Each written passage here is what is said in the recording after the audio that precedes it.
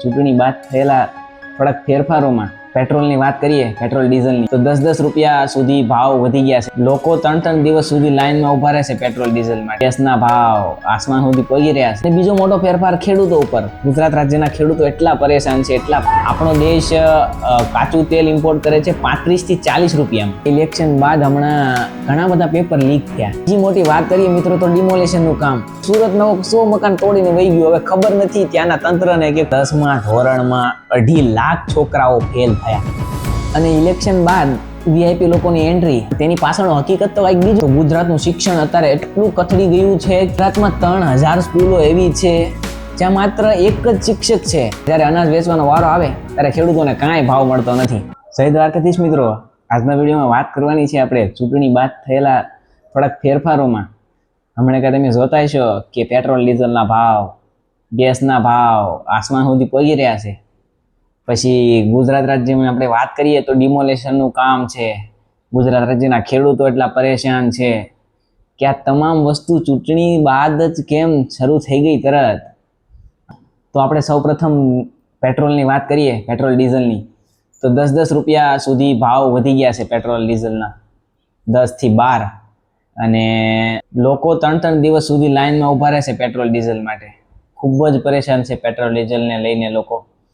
અને એ ઓછું હતું કે હવે E20 આવ્યું, કે પેટ્રોલ ડીઝલમાં E20 એટલે મિત્રો એક કહેવાય ને કે નેચરલ પેટ્રોલ, 20% નેચરલ પેટ્રોલનો ઉમેરો થાય છે. એટલે એ પેટ્રોલ શેરડી છે, મકાઈ છે અને ચોખા છે જેવા પાકોમાંથી નેચરલી બનાવવામાં આવે, કેમિકલી પ્રોસેસ કરીને નેચરલી બનાવવામાં આવે. પણ એ થોડું ઓછું હળગે, પેટ્રોલના કમ્પેરમાં ઓછું હળગે.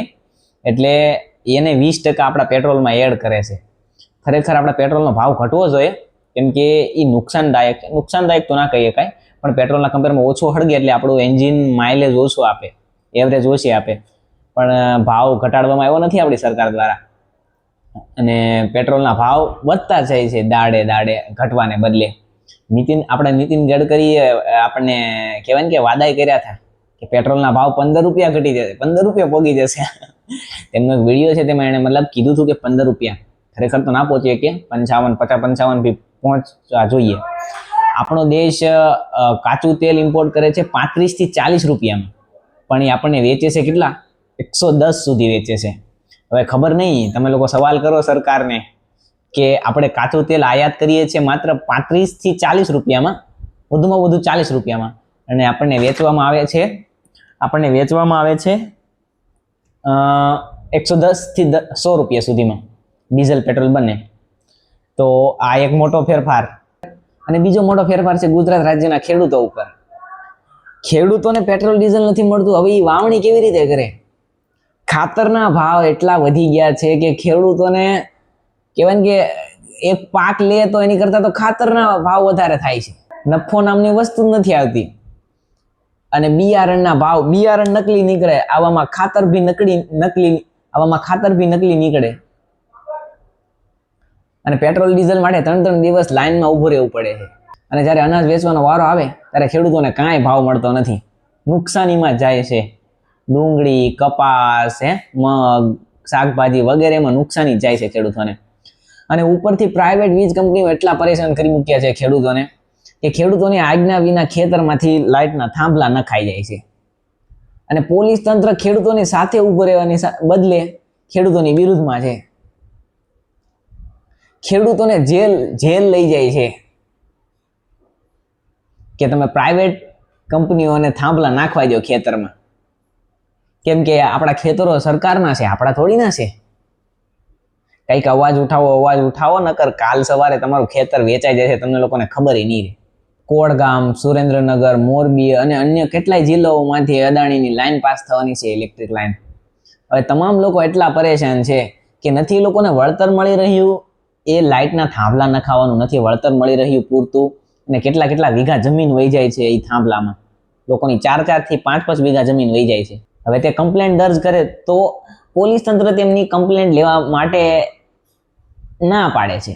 એટલે આ સરકાર જ આપણી ખિલાફ છે. મિત્રો બીજી મોટી વાત કરીએ તો અત્યારે ડિમોલેશનનું કામ અમદાવાદમાં, સુરેન્દ્રનગરમાં, રાજકોટમાં, સુરતમાં મોટા પાયે ડિમોલિશન થઈ રહ્યું છે. લાખો લોકો રડી રહ્યા છે, એટલા રડે છે કે અમારા 10-10 વર્ષોની યાદો જોડાયેલી છે એ મકાનોમાં, અને મકાનો આમ તૂટે છે અત્યારે. અને મોટી વાત તો એ કે સુરતમાં 100 મકાન તોડીને વહી ગયું. હવે ખબર નથી ત્યાંના તંત્રને કે કોણે તોડ્યા મકાન. હવે એ 100 મકાનો દીઠ આપણે ખાલી માત્ર 5-5 જણ ગણીએ એક મકાન દીઠ, તો 500 જણા બે ઘર થઈ ગયા. કેટલા? 500 જણા. લોકો એટલા રડી રહ્યા છે કે તેમની પાસે કહેવાય ને કે કાંઈ જ નથી. હવે કાંઈ જ નથી. તમે વિચારો, કોઈક માણસનું ઘર ઠામુકું તોડી દેવામાં આવે અને માયકમાં એમ કહેવામાં આવે કે 30 મિનિટમાં ઘર ખાલી કરી આપો, તો માણસ 30 મિનિટમાં કરી શું? કે ઘર તૂટ્યા બાદ માણસો કરે શું? તમે જ વિચારો. માલ સામાન બધાનો કેટલો અંદર પડ્યો છે, કેટલા સ્ટુડન્ટો રડી રહ્યા છે, કેટલા છોકરાઓ રડી રહ્યા છે કે અમારું ઘર. અને આ સરકારની બેદરકારીને કારણે 100 ઘર તૂટ્યા, કાંઈ ઇન્ફોર્મેશન વગર. અને ચોથી મોટી ખબરની વાત કરીએ તો ગુજરાતનું શિક્ષણ અત્યારે એટલું કથળી ગયું છે કે ગુજરાતમાં કેટલા લોકો ડ્રોપ આઉટ થયા છે, કેટલું બજેટ ફેલ ગયું છે. અને નીતિ આયોગનો રિપોર્ટ હજુ હમણાં જ આવ્યો કે ગુજરાતમાં 3000 સ્કૂલો એવી છે જ્યાં માત્ર એક જ શિક્ષક છે. એ એક જ શિક્ષક PR છે, એટલે કે આચાર્ય છે. એ જ શિક્ષક ભણાવે છે અને તમામ વસ્તુ એ એક જ શિક્ષક મેનેજ કરે છે. 3000 સ્કૂલો એવી છે જ્યાં માત્ર એક જ શિક્ષક છે. અને 63 સ્કૂલો એવી છે જ્યાં બાળકો આવતા નથી છતાં પણ શિક્ષકો ભણાવે છે. કહેવાય કે બેઠા પગાર લઈ રહ્યા છે 75 શિક્ષકો. અને 6000 થી વધારે નિશાળો એવી છે જ્યાં પીવા લાયક પાણી, કહેવાય કે સારી સુવિધા નથી, સ્ટુડન્ટને બેસવા માટે, ભણવા માટે સુવિધાઓ નથી. અને મોટી ચોંકાવનારી વાત એ છે કે 10મા ધોરણમાં 2.5 લાખ છોકરાઓ ફેલ થયા. ચોંકાવનારો કિસ્સો છે કે ગુજરાતમાં 10મા ધોરણના રિઝલ્ટમાં 2.5 લાખ છોકરાઓ, 2.5 લાખ સ્ટુડન્ટો ફેલ થયા. ગુજરાત રાજ્યની સરકારે તેની પાછળ 63,000 કરોડનું બજેટ ફાળવ્યું હતું. એ બજેટ ફેલમાં ગયું. 63,000 કરોડ. આ મીંડા તમે ગણો જરા, કેટલા મીંડા થાય 63,000 કરોડમાં? એટલું બજેટ આપ્યું હતું ગુજરાત રાજ્યએ શિક્ષણ પાછળ, છતાં પણ 2.5 લાખ સ્ટુડન્ટો ફેલ થયા. હજુ છતાં પણ નીતિ આયોગનો રિપોર્ટ પાછો આવ્યો કે ગુજરાતમાં ભણાવવા માટે શિક્ષકોની કમી છે.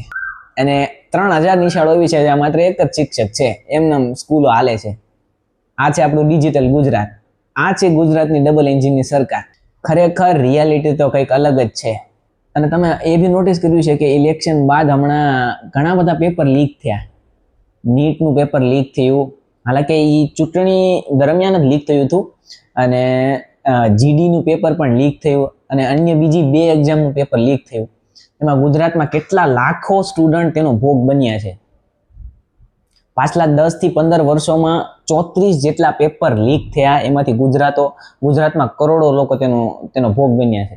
અને ઇલેક્શન બાદ VIP લોકોની એન્ટ્રી, હું અત્યારે સુરતમાં નોકરી કરું છું, અને હજુ હમણાં જ આપણા PM, CM તમામ લોકોએ સુરતમાં વિઝિટ કરી હતી. હવે એની ખરેખર એ રેલી વિઝિટ કરીને એ પાછળ લાંબી રેલી હોય. બધાને ખબર છે કે રોડ શો કરવાનો હોય છે અને મોટી જબર રેલી કાઢવાની હોય છે.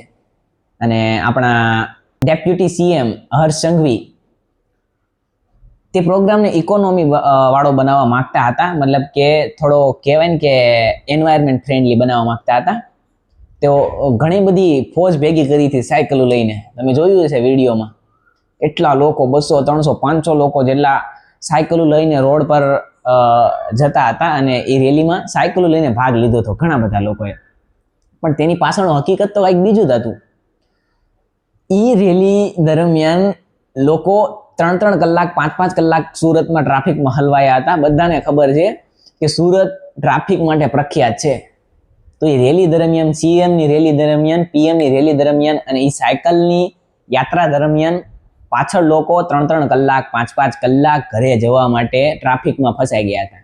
હું અહીં સુરતમાં જ રહું છું એટલે મને ખબર છે. હું પણ એક કંપનીમાં નોકરી કરું છું.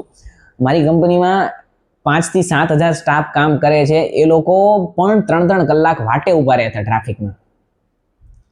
ખરેખર તો આપણા CM કે PM ક્યાંય પણ વિઝિટ કરે ને તો નમ્ર વિનંતી છે કે માત્ર 5 થી 7 ગાડીઓ લઈને જાઓ. પાછળ ગાડીઓની લાઈન ના કરો અથવા તો રોડ શોની જરૂર નથી આપણે, કેમ કે તેનાથી લાખો રૂપિયાનું પેટ્રોલ ડીઝલ ખબર છે બધાને બળે છે. અને આપણા પીએમએ આપણને વિનંતી કરી છે કે પેટ્રોલ ડીઝલ બચાવો. અને એ સિવાય ગુજરાતમાં અને ભારતમાં ઘણા બધા મુદ્દાઓ હજી સામે આવ્યા છે કે આંગણવાડીના કહેવાય ને કે જે મુખ્ય કર્તા છે એ બી પરેશાન છે, પેપર લીકના લીધે યુવા પરેશાન છે. હજુ હમણાં જ તે કવડું મોટું પ્રોટેસ્ટ થયું દિલ્હીમાં કોકરોચ જનતા પાર્ટીનું.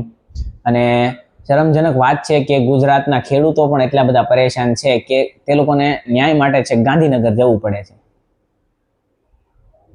ગુજરાત રાજ્યમાં ડબલ એન્જિનની સરકાર હોવા છતાં પણ ગુજરાત રાજ્યના લોકો પરેશાન છે.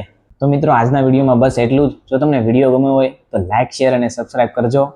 અને આવી જ નવી ઇન્ફોર્મેશન માટે ચેનલને સબસ્ક્રાઇબ કરવાનું ભૂલતા નહીં. જય હિન્દ.